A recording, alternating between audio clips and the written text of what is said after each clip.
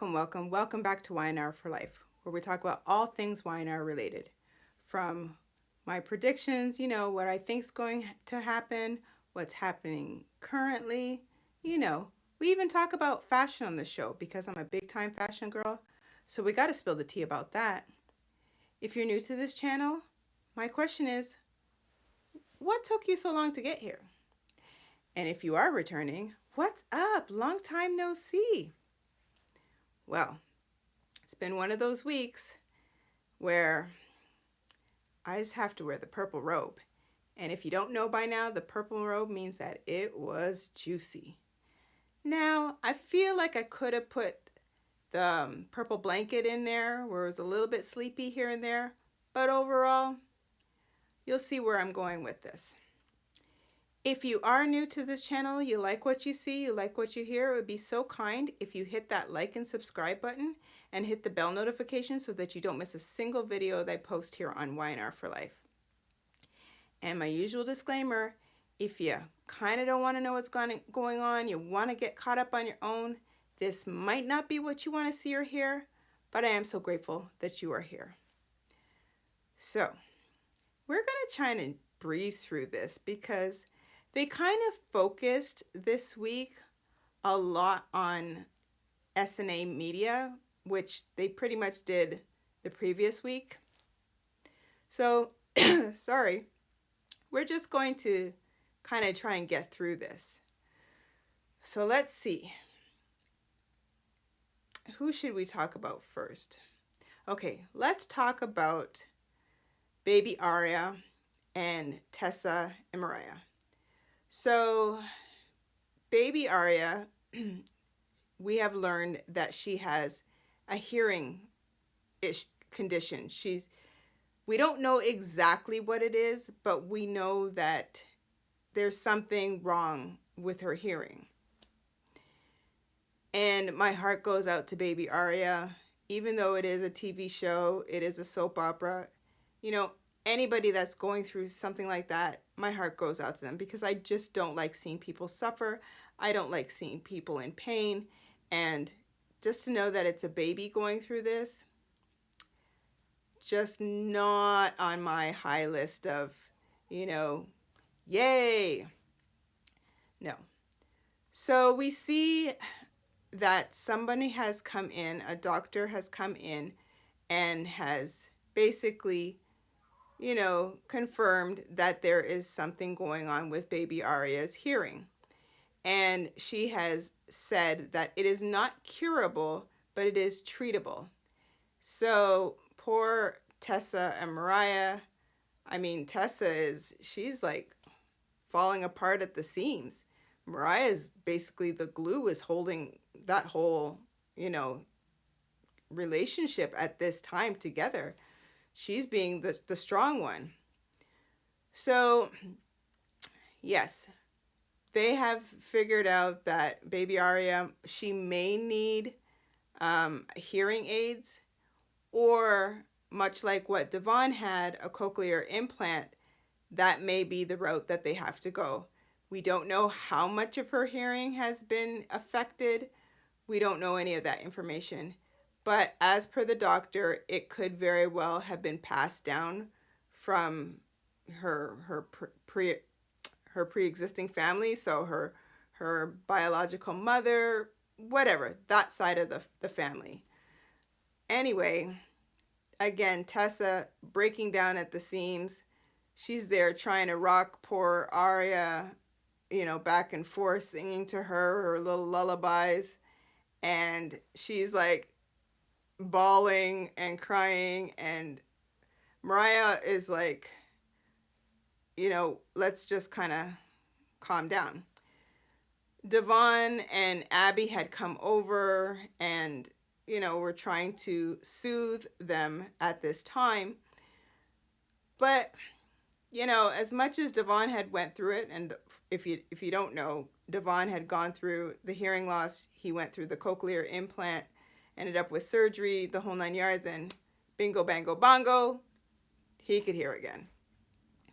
So he's again trying to be the voice of reason, if you will, the support system for both Tessa and Mariah at this time, but Mariah's kind of like, I need my mom. And yes, there was one point where Mariah's like, she tells Tessa, sing to me as though I was Aria. So Mariah cradles herself on Tessa. Tessa sings whatever ditty she sings. And Mariah basically says, you see that? I could feel the vibration. So even if Aria can't hear you, she can feel the vibration, and, you know, she loves you. And yeah.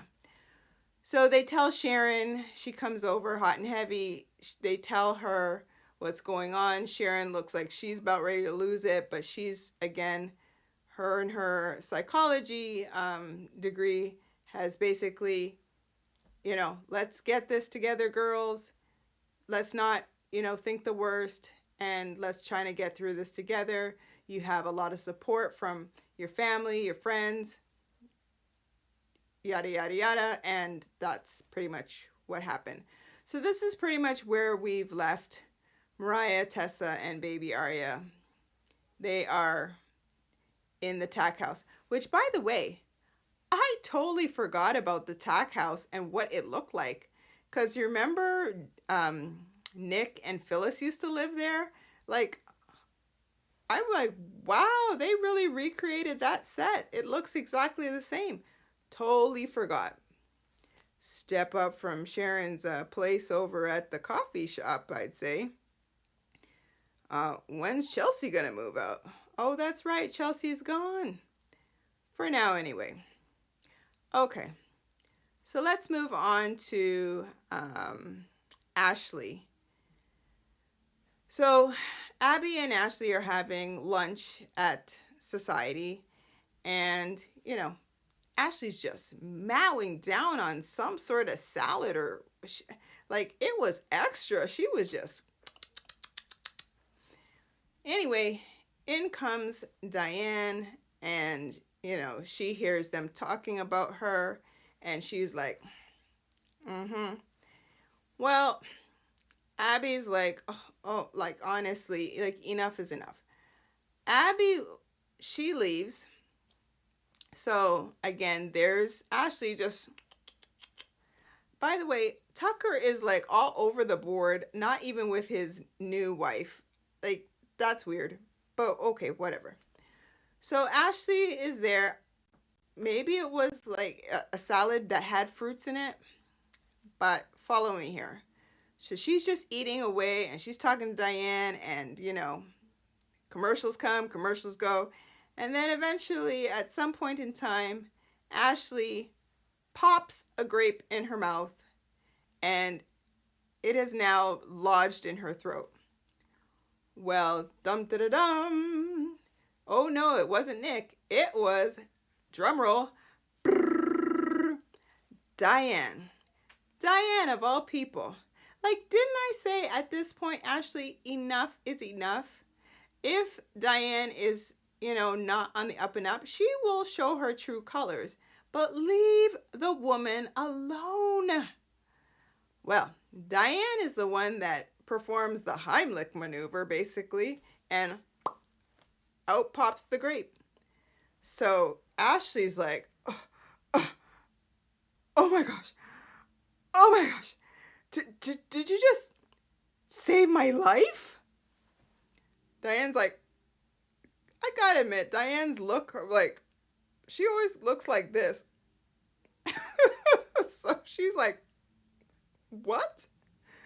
So she's like, yes, did you just save my life? She's like, look, man, I did like what anybody would have done. Like, you were choking. I was here. I'm helping you. Simple as that. Oh, like, Ashley could have been on Sanford and Son. I'm coming for you. Like, it's the big one. Yes, okay, you were choking on the grape. She saved your life. Then Ashley toddles off to the washroom, and, you know, Diane's like, can we give this woman some water? Yeah. Like, water, anybody? Water? Anyway, she has her little sippy sip of water, and yeah. So she said she was feeling a little lightheaded, and that basically she was okay. And Diane's like, no, I think you need to go to like urgent care because like this could have been serious, like really serious. You could have done some damage. Who knows? No, no, no, I'll be all right. Like, no, I'm fine. Well, Diane's like, look, at least let me take you back to the hotel. Ashley agrees. I mean, shocker. So off the two of them go. Ashley's back in her hotel room. She's just like reeling over the fact, like, oh, did Diane just save my life? Diane Jenkins, whom I loathe. Did she just save my life? Anyway, yes, Ashley, she saved your life. What is so hard to believe? But anywho, we move along. We'll get back to Ashley in a moment. Let's talk about Billy and Jack. Okay, Billy, from time to time you really get under my skin. Like, you really get on my nerves. Because first of all, you talk like Darth Vader half the time. Like, half the time I can't even understand what the dickens you're saying. Okay. So now you are like getting all up in arms because Tucker, in comes Tucker out of nowhere. So Tucker basically tells Jack, just so you know, this one here is basically trying to, he wants to take over Jabot. So it's a little closer to home than you think. There you go, Jack. So Jack's like, Jack always has this look of surprise or he's upset. Anyway, so he finds out through Tucker that Billy, the thought of him running Jabot and, kind of overthrowing Jack was a possibility. Well, there's Billy going, what are you kidding me? Like, you're going to listen to this guy? And like, what? Like, no.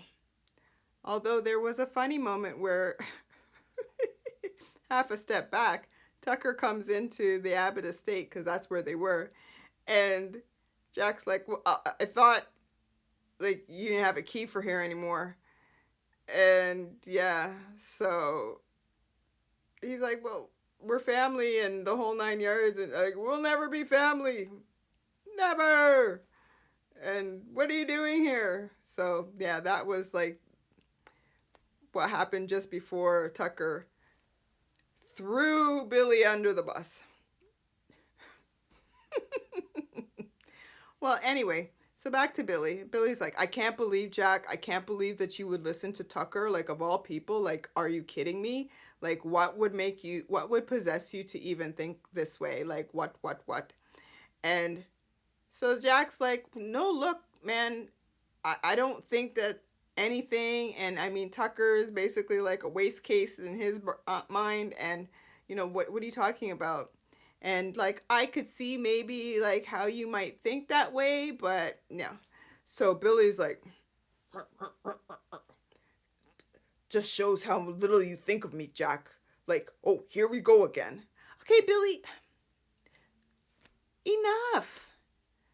Like, obviously you don't think much of yourself because you know that you were like, the possibilities in your brain, they were just like going crazy.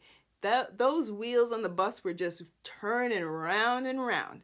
So Jack wouldn't be far off. And Tucker, he's clearly spot on. Spot on. So now Billy's going around town just playing the martyr and like nobody thinks highly of him and blah, blah, blah. Billy, cut it out.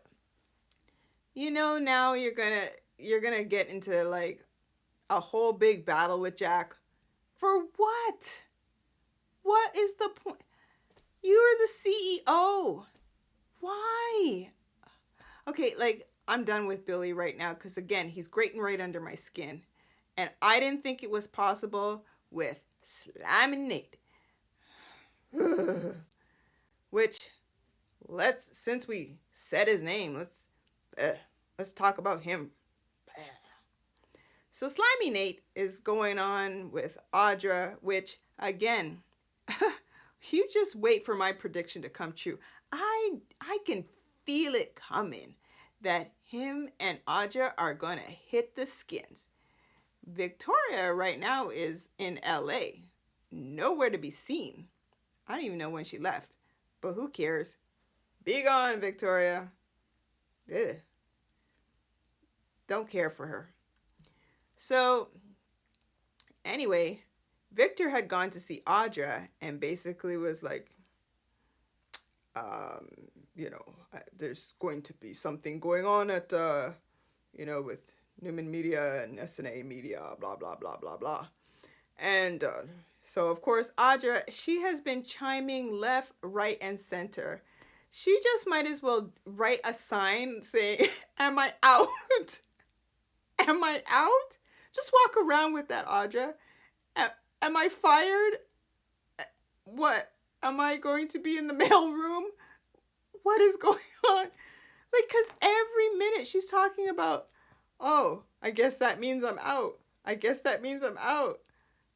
Audra, enough. Why don't you go back to your little fandangle that you got going on with Kyle there, who, by the way, again, newsflash, my prediction, he's going to end up back with Summer. But let me not say that he'll end up back with Summer. He'll want to go back to Summer. But my prediction with Summer and Chance, whoo-wee, I can almost bet the farm that those two are going to hit the skins. And then Sharon is going to be devastated. Kyle's going to be devastated. And it's going to be a whole cacophony of devastation. I can't wait. I told you, this is juicy. Hoo-wee. Anywho, so Victor told Audra, don't worry, you are okay. You are safe. Well, Audra then calls Slimy Nate. And Slimy Nate comes, flying over to her hotel room. And by the way, when did he become like this big kingpin when it comes to like media and, like, you were a doctor. You have no formal training in business. You were a doctor, a surgeon, which, by the way, pretty much everybody kicked the bucket under your care. I'm pretty sure I've mentioned this before. Like, they've all been done in, gone. Anyway, when did he becomes, oh yeah, I've looked at the numbers, Victor, and yes, I've read the reports. Okay, Charlie Brown. You sound like Charlie Brown's teacher. So Audra's like, yeah, well, Victor came to, he came to the hotel room? Okay. Yes, and, he reassured me that my place is secure and whatnot. Well, she's like, well, I don't know if he's being truthful or what. And he's like, look, if Victor's gonna be direct if something is the case, so I wouldn't worry about it unless there is something to worry about, but that's not Victor's style. Oh, how do you know this, Nate? Okay. So Audra's left sitting back. She might as well be like this. But Slimy Nate toddles off. And he's been dipsy doodling around town. You know, I'm just waiting for somebody to knock him out. Like, just, it's gonna be either Nick or Adam. Just knock him clear out. Or maybe Victor. Because fast forward, Victor was like at the punching bag going, he's alone, he's all alone. What? Who's alone, all alone? And his room with the punching bag looked a little incomplete. But whatever. So Victor just was, he was just punching away at the punching bag and whatever. Now, this is what he ends up there because, and we're moving right along, because he has summoned Sharon, Nick, and Adam to his home. Well, Sharon had told Adam a hill bit of nothing about her plans and what she wants to do with SNA Media, I guess, concerning Kirsten. Was it Kirsten Unlimited? Whatever the dickens it is. Kind of left Adam in the dark. So there was this, that's when she toddled off to Mariah's. Okay, so fast forward, she has told Nick she is dead set. She wants Kirsten to not go through under Newman Media or anything. Like, she wants it as a separate entity, and she wants to break whatever contract, and she's willing to fight, get a lawyer, go through litigation, whatever. She's all for it. She's getting ready to like take her earrings off and just let's do this. Nick knows this information, but Adam was unaware. So the three of them are now at Victor's place. So Victor basically says, you tell me what you think, how you see the company running and for the future. So they did this whole montage of, Adam thinking, that Victor has now given him the CEO position at Newman Media, and there was that whole big dream. Then I had to laugh because when he came out of the dream, Victor's like, am I boring you, son? That was funny. So yes, Sharon, she ends up having her little, was it Sharon next? Kind of doesn't matter. All three of them had their own little dream about what they thought, would happen with the companies. Well, Victor has now, in reality, he has given Nikki, who, again, Nikki is looking on point. Man, like, woo, her wardrobe has stepped up just crazy levels. Her hair's just glistening. Boy, she's looking. Melody, you're looking fantastic. Just have to throw that out there. Okay, so Victor has given Nikki the CEO position at Newman Media. He has basically summons Nicholas to now take over Nikki's previous position as COO of Newman. And Sharon, well, she basically told Victor, I want Kirsten, whatever, out, that company out. You don't need it. You don't want it, blah, blah, blah. And he's like, oh, no. It's got some stuff that I could use. And no, this is going to go through. You can't break the contract. And she's like, I'm willing to speak to a lawyer and I'll go through whatever channels to get my company back where I can do some good. Cue the violin. And Victoria will remain CEO. Audra will now be COO of Newman Media along with Nikki.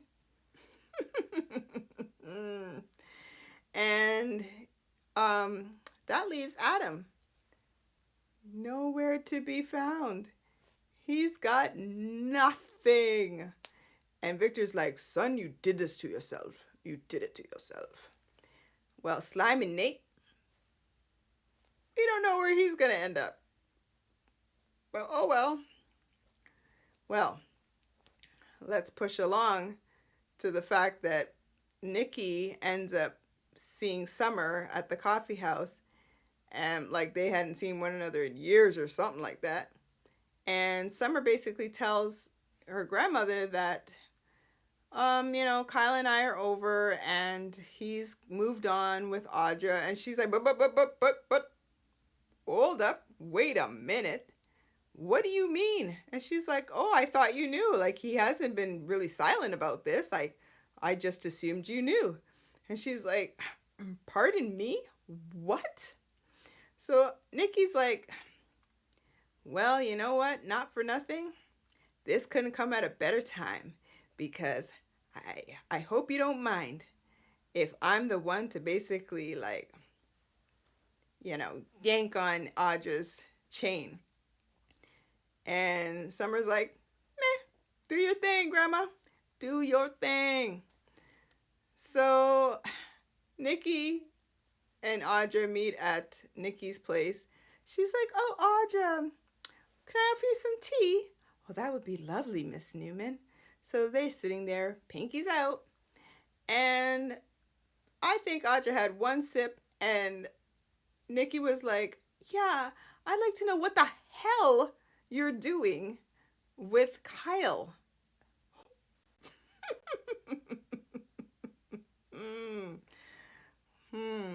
Well, Audra, her and her little bright self, she's trying to there question Nikki and like, oh, so we gonna really do this? Pardon? She's like, oh, no. This may work for somebody else, but not me. I'm your boss. Oh boy, and it would take me nothing to get rid of you. But that's okay. I'll keep you around. Your work is okay. It's pretty good. But I got one condition. You gotta leave Kyle alone. Give them a chance to get back together.